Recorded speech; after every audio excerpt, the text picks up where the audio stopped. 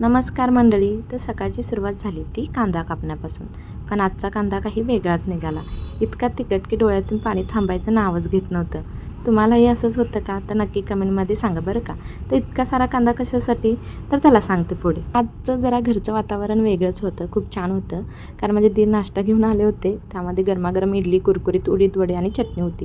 तर सगळ्यांना प्लेट दिल्या आणि सगळ्यांनी मिळून छान नाश्ता केला.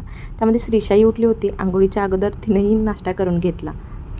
त्यानंतर लगेच घेतला कांदा तळायला. कारण कांदा तळायला खूप वेळ लागतो. तर म्हटलं की सर्वात आधी तेच करून घेऊया.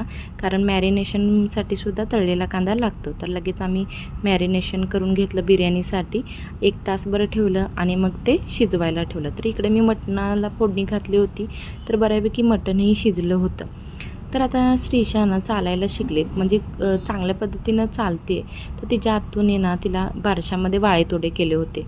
ते आता घालण्याची वेळ आली होती. तर ती सगळं आहे ना तिच्या आजोबांकडून करून घेते. मग म्हटलं की हे पण काम आजोबांना आज देऊया. तर तिचे आजोबा तिला वाळेतोडे घालत होते आणि तीही बघा कशी घालून घेत होती. तिला आजोबांवर जास्त विश्वास आहे आमच्या सगळ्यांपैकी. तर हे वाळेतोडे घातले आणि बघा त्यानंतर ही असा डान्स करू लागले.